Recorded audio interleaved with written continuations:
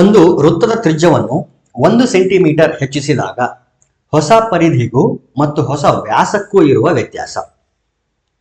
Radius ಅನ್ನು ಏನ್ ಮಾಡ್ತಾ ಇದ್ದಾರೆ ಅಂತಂದ್ರೆ 1 ಸೆಂಟಿಮೀಟರ್ ಜಾಸ್ತಿ ಮಾಡ್ತಿದ್ದಾರೆ. ಅವಾಗ ಹೊಸ ಪರಿಧಿ ಅಂತಂದ್ರೆ ಸರ್ಕಂಫರೆನ್ಸ್ಗೂ ಮತ್ತು ವ್ಯಾಸ ಅಂದ್ರೆ ಡಯಾಮೀಟರ್ ಅದಕ್ಕಿರ್ತಕ್ಕಂಥ ಏನು ಅನುಪಾತ ರೇಷಿಯೋನ ನಾವು ಫೈಂಡ್ ಮಾಡಬೇಕು. ಓಲ್ಡ್ ತ್ರಿಜ್ಯ ರೇಡಿಯಸ್ ಆರ್ ಆಗಿದ್ರೆ 1 ಸೆಂಟಿಮೀಟರ್ ಹೆಚ್ಚಾದ ಮೇಲೆ r+1 ಆಗುತ್ತೆ. ಇದು ಹೊಸ ತ್ರಿಜ್ಯ, ನ್ಯೂ ರೇಡಿಯಸ್. ರೇಡಿಯಸ್ r+1 ಇದ್ರೆ ಸರ್ಕಂಫರೆನ್ಸ್ ಸೂತ್ರ ಏನಿದೆ 2π into radius. 2π into radius. Radius ಎಷ್ಟಿದೆ ಇಲ್ಲಿ r+1 ಈಸ್ಟು ವ್ಯಾಸ ಅಂತಂದ್ರೆ 2 times of radius. So 2 times of radius r+1. ಹಳೆ ರೇಡಿಯಸ್ ಆರ್, ಹೊಸ ರೇಡಿಯಸ್ ಒಂದು ಜಾಸ್ತಿ ಇರೋದ್ರಿಂದ r+1.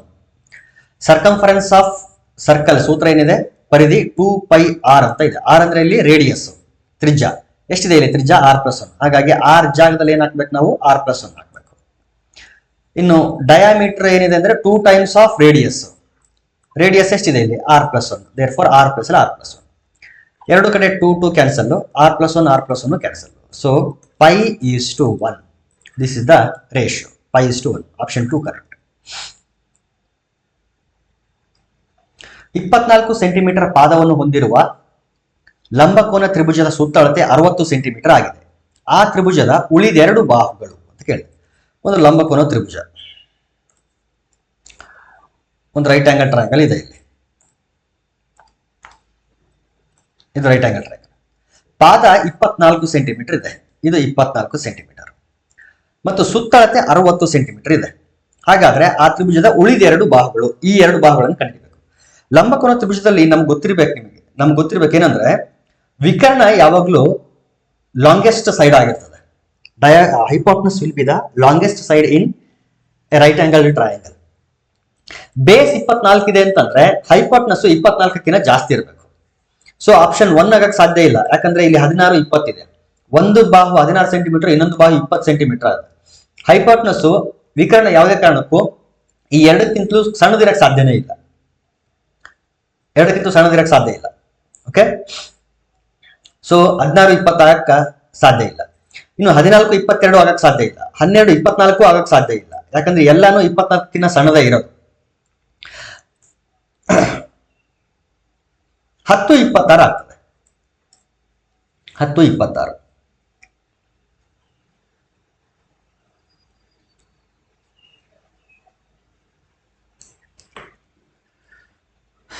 ಸೊ ಒಂದು ಕಾಮನ್ ಸೆನ್ಸ್ ಇಂದ ನಾವೇನ್ ಮಾಡಿದೀವಿ, ಇದನ್ನ ಸಾಲ್ವ್ ಮಾಡಿದೀವಿ.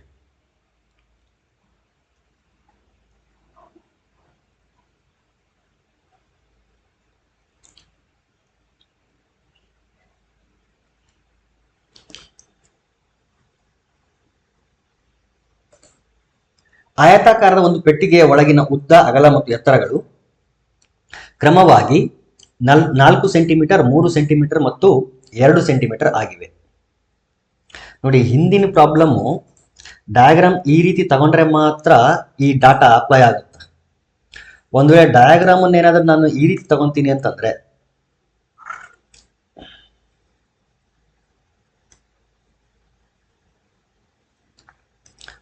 ಇದು ರೈಟ್ ಆಂಗಲ್ ಟ್ರಯಾಂಗಲ್,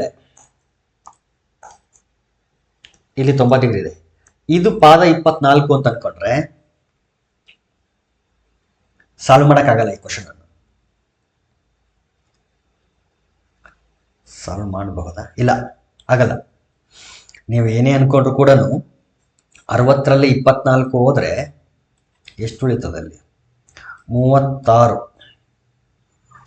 ಒಂದು ಬಾಹುನ ಎಕ್ಸ್ ಅನ್ಕೊಂಡ್ರೆ ಇನ್ನೊಂದು ಬಾಹುನ 36 ಮೈನಸ್ ಎಕ್ಸ್ ಅನ್ಕೊಂಡು ಸಾಲ್ವ್ ಮಾಡಿದ್ರೆ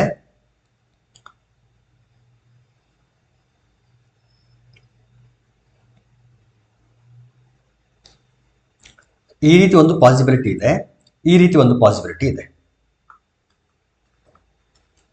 ಎರಡು ಪಾಸಿಬಿಲಿಟೀಸ್ ಇದೆ ನಮಗೆ. ನೋಡೋಣ, ಇವೆರಡರಲ್ಲಿ ಇದಾಗಲ್ಲ ಅಂತ ನನಗೆ ಅನ್ನಿಸ್ತದೆ. ಏನು ಪ್ರಾಬ್ಲಮ್ ಆಗುತ್ತೆ ಅಂತೇಳಿ ನಾನು ರಿಟರ್ನ್ ಬಂದು ನಮಗೆ ಎಕ್ಸ್ಪ್ಲೇನ್ ಮಾಡ್ತೀನಿ.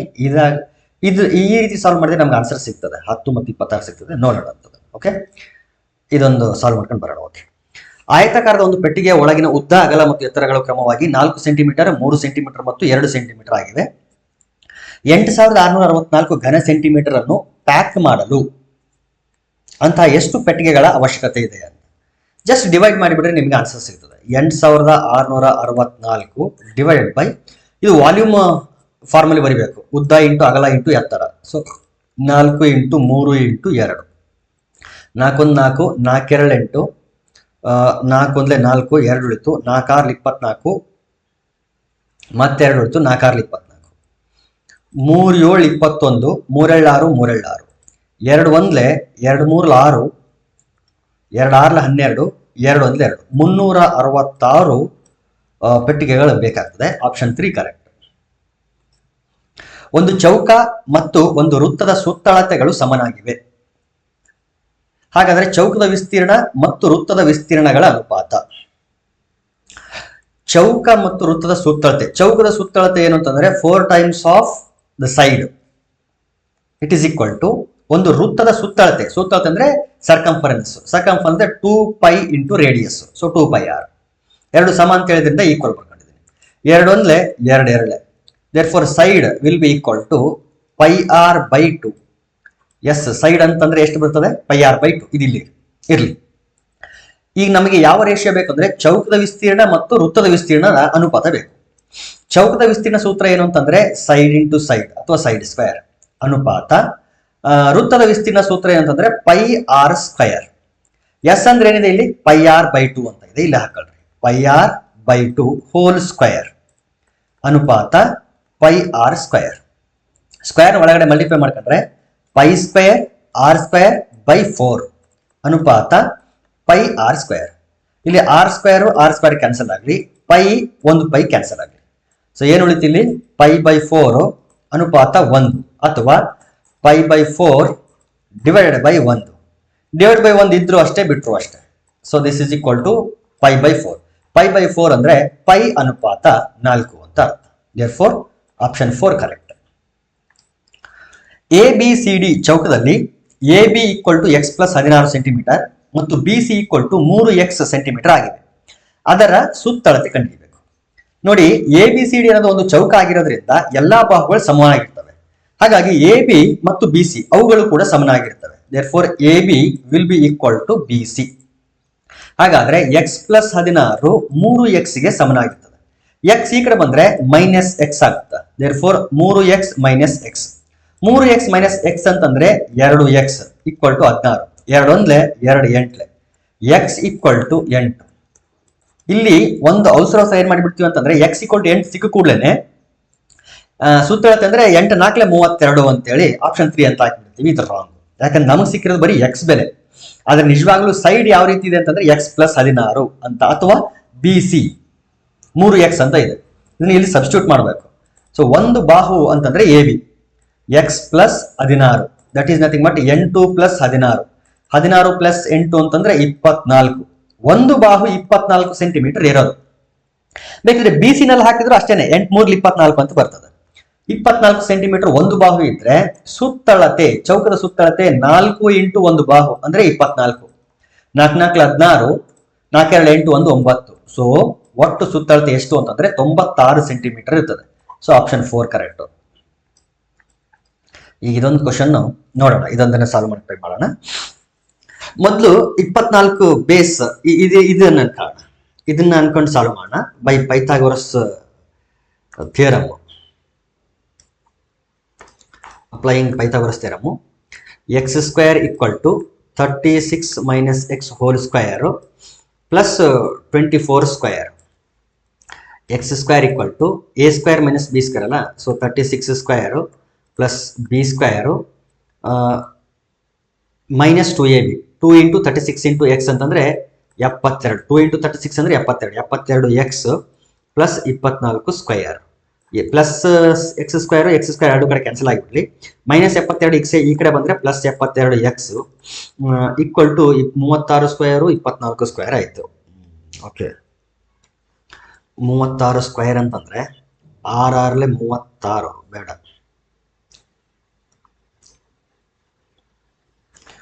36 ಇಂಟು 36 ಹೌದಾ, ಪ್ಲಸ್ ಇದು 24 ಇಂಟು 24.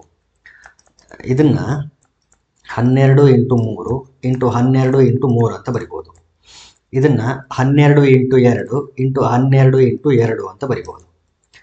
ಸೊ 2ರಲ್ಲಿ 12 12 12 12 ಅಂದರೆ 144 ಕಾಮನ್ ಬರ್ತದೆ. 12 ಇಂಟು 12 144, 12 ಇಂಟು 12 144, 2 ಕಾಮನ್ ತೆಗೆದ್ರೆ 3 3 9 ಪ್ಲಸ್ 2 ಎಳೆ 4. ಈ 72 ಕೆಳಗಡೆ ತಗೊಂಡ್ರೆ ಡಿವೈಡ್ ಬೈ 72 ಆಯಿತು. 72 ಒಂದಲೇ 72 ಎರಡಲೆ ಹೌದಾ. 9 4 13, 2 ಇಂಟು 13, 13 ಎಳ್ಳು 26. ನೋಡ್ರಿ ಎಕ್ಸ್ ಈಕ್ವಲ್ ಟು 26 ಬಂತು. ಎಕ್ಸ್ ಅಂದ್ರೆ ಏನು? ಹೈಪಾಟ್ನಸ್. ಹೈಪಾಟ್ನಸ್ 26, 36 26 ಅಂದ್ರೆ ಇದು 10 centimetre. So 4th option correct. ಈ ಡಯಾಗ್ರಾಮ್ ಇಂದ ಆದ್ರೆ ಆನ್ಸರ್ ಸಿಕ್ತು. ಈಗ ನಾವೇನಾದ್ರೂ ಈ ಡಯಾಗ್ರಾಮ್ ತಗೊಂಡು ಹೋದ್ರೆ ಅಂದ್ರೆ ಹೇಳಕ್ಕಾಗಲ್ಲ, ಇದು ಕೂಡ ಕರೆಕ್ಟೇನೆ. ಯಾಕಂದ್ರೆ ಬೇಸ್ ನಾನು ಯಾವಾಗ್ಲೂ ರೈಟ್ ಆಂಗಲ್ ಟ್ರಯಾಂಗಲ್ ಹಿಂಗೆ ಇರ್ಬೇಕಂತ ಏನಿಲ್ಲ, ಈ ರೀತಿ ಇರಬಹುದಪ್ಪ, ಯಾರಿಗೆ ಗೊತ್ತು. ಅವಾಗ ನೋಡೋಣ.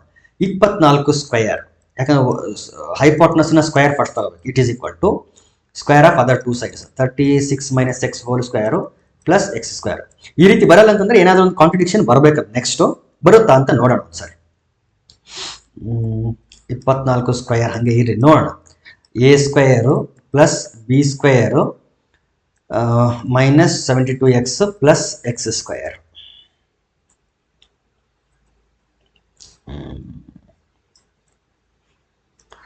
24 square it is equal to 36 square, X square ಅಂದರೆ 2x ಸ್ಕ್ವಯರು ಅದನ್ನು ಬರ್ಬೇಕು.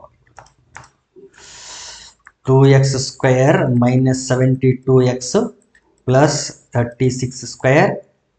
ಓಕೆ, ಈಗ 2x square minus 72x plus 36 ಸ್ಕ್ವಯರ್ನ 36 ಇಂಟು 36 ಅಂತ ಬರ್ಕೊಳ್ಳೋಣ. 24 ಈ ಕಡೆ ಬಂದರೆ ಮೈನಸ್ 24 ಇಂಟು 24 ಅಂತ ಬರ್ಕೊಳ್ಳೋಣ. ಆಮೇಲೆ ನೋಡೋಣ ಅದೇನಾಗುತ್ತೆ ಅಂತ. Divide by 2, X square minus 36x plus 2 ಇಂದ ಡಿವೈಡ್ ಮಾಡಿದ್ರೆ ಇದು 18 ಆಗುತ್ತೆ, ಇದು 12 ಆಗುತ್ತೆ. 18 ಇಂಟು 36, 36 18, 8 48.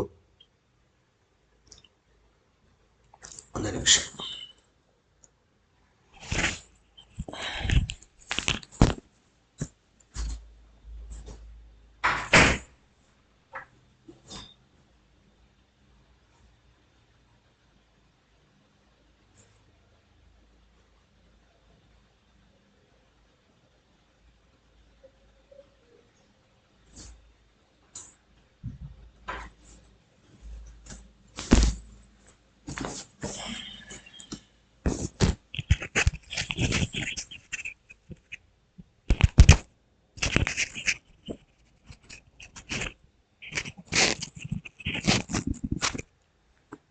ಹದಿನೆಂಟು ಇಂಟು 36 ಅಲ್ಲ, 648 ಬರುತ್ತೆ. ಸುಮ್ಮನೆ ಟೈಮ್ ವೇಸ್ಟ್ ಮಾಡೋ ಬದಲಿಗೆ ಕ್ಯಾಲ್ಕುಲೇಟ್ ಮಾಡ್ತಿದ್ದೆ ನಾನು. 18 ಇಂಟು 36 ಅಂದರೆ 648 ಮೈನಸ್ 12 ಇಂಟು 24 288 ಈಕ್ವಲ್ ಟು 0. ಇನ್ನೊಂದು ರೌಂಡ್ ತಗೊಂಡ್ಬಿಡ್ತೀನಿ. ಈಗ x square minus 36x plus 648ರಲ್ಲಿ 288 ಸಬ್ಟ್ರಾಕ್ಟ್ ಮಾಡ್ಕೊಂಡು 360 ಬಂತು.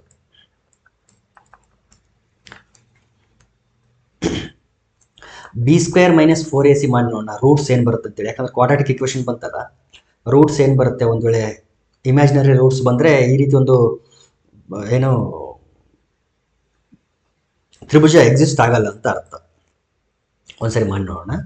B square minus 4ac, B square ಅಂದರೆ ಮೈನಸ್ 36 ಸ್ಕ್ವೇರು ಮೈನಸ್ 4ac ಅಂದರೆ 360. 36 ಸ್ಕ್ವೇರ್ ಅಂತಂದರೆ 1296 ಮೈನಸ್ 360 ಇಂಟು 4 1440 ಬರುತ್ತೆ. Which is negative. ನೋಡಿ,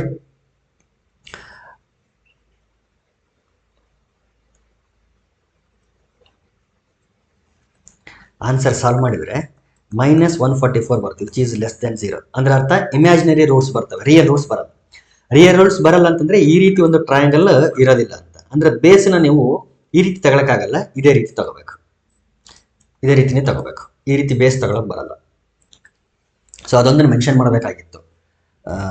ಪಾದ 24 ಸೆಂಟಿಮೀಟರ್ ಆದರೆ ಅದು ಹೈಪಾಟ್ನಸ್ ಅಲ್ಲ ಅಂತ ಮೆನ್ಷನ್ ಮಾಡಬೇಕಾಗಿತ್ತು. ಯಾಕಂದ್ರೆ ಈ ರೀತಿ ತಗೊಂಡ್ರು ಕೂಡ ಡಾಟಾ ವೈಸ್ ಏನು ತೊಂದರೆ ಇಲ್ಲ, ಆದರೆ ಇದಕ್ಕೆ ಸೊಲ್ಯೂಷನ್ ಸಿಗಲ್ಲ.